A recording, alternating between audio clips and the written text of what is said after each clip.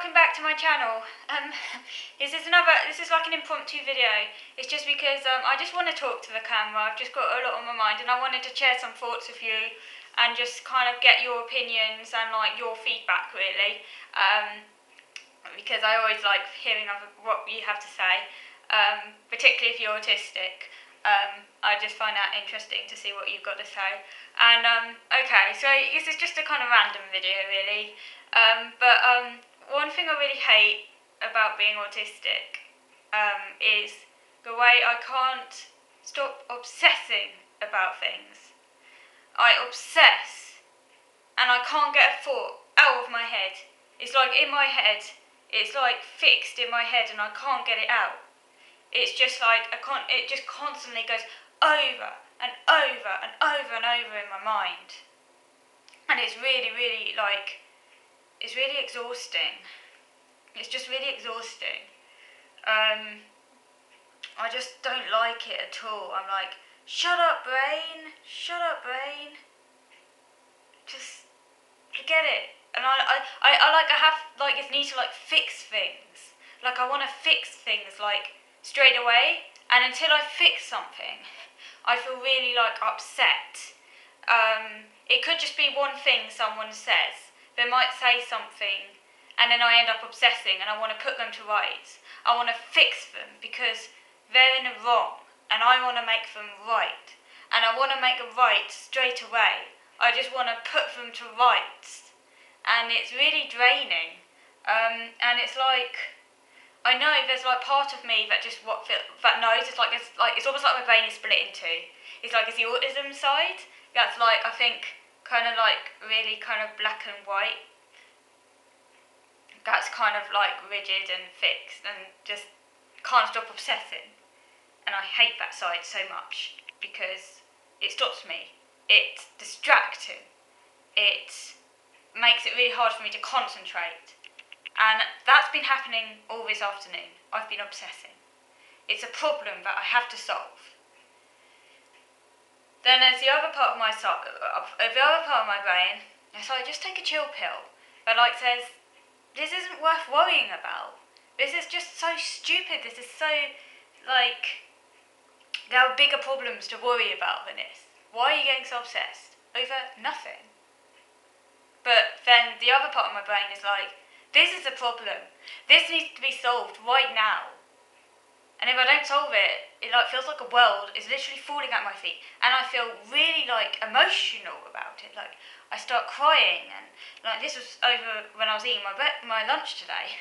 I was just like crying, like literally crying, like you have a lump in your throat and you feel absolutely awful. And yeah. So anyway, sorry, I'm going off this tangent. I still feel crap, but yeah. I just wanted to talk about this camera, okay? Just want to talk about the camera.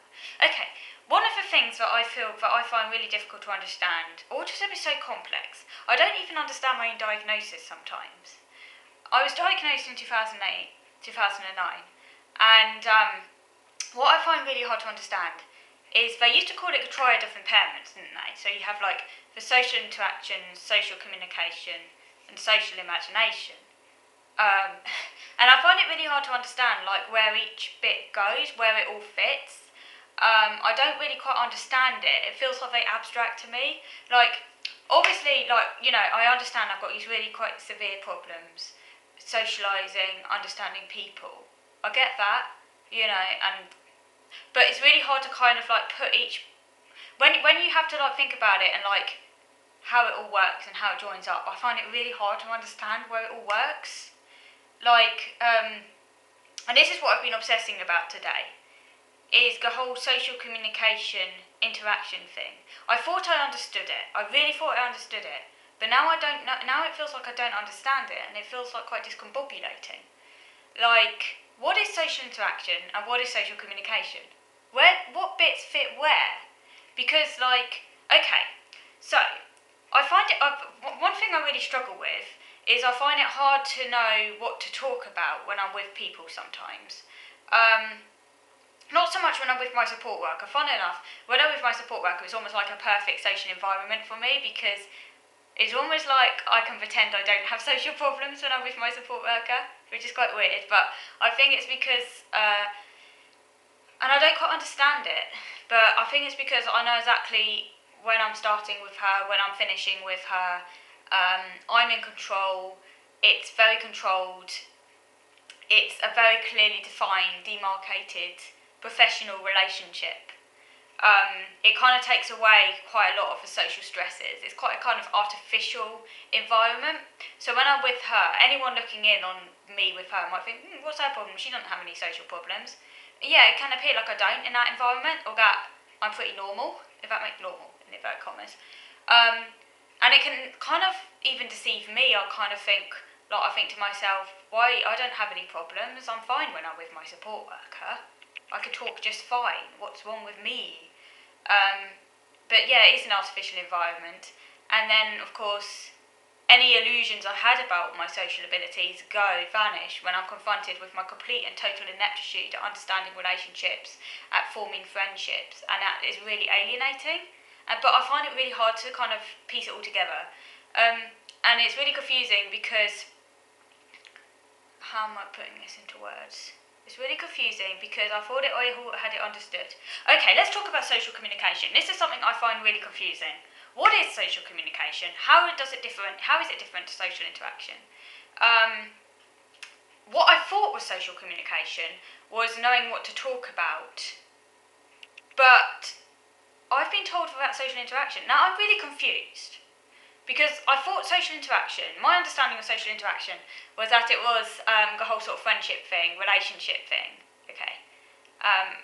But I also thought that it included, that's what social interaction is, and I know I really struggle with that. But I also really struggle with social communication. Now this is where it gets confusing because I can talk really, really well. I can talk well because I have a very high verbal IQ.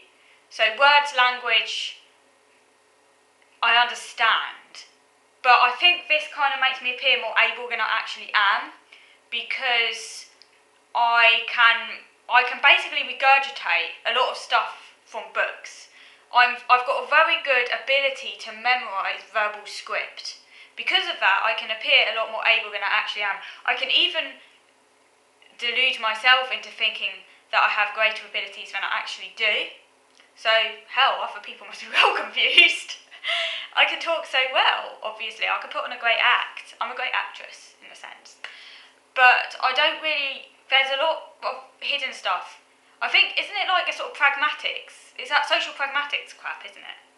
I don't know what I'm saying. But you know your social pragmatic stuff?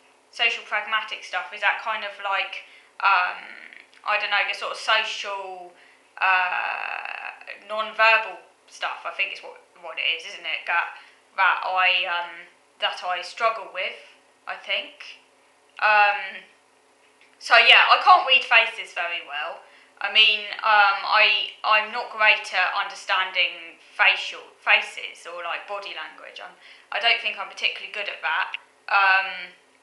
I think maybe I'm a bit better than I used to be, maybe, because I think you do learn with age. But I know I still struggle with it. But it still seems really abstract for me. People talk about body language and stuff, but I didn't even know that was a thing. Like, are you really supposed to read people? Because, like I say, that's a thing, right? But maybe it's because I don't pay attention to it. I'm not even aware it's a thing. I mean, I don't know. I mean, like, I don't really pay attention to this sort of information. So it's hard to know. But all I know is that I find social really difficult, but it's hard to kind of separate out the social interaction from the social communication. It's just something that's really difficult to work out. I've been Googling it, trying to work out what bits fit where and where I struggle in that. Obviously, I find it really hard to make eye contact sometimes. You know, it's not something I really pay attention to, the eyes. You know, it's not something I really do. But is that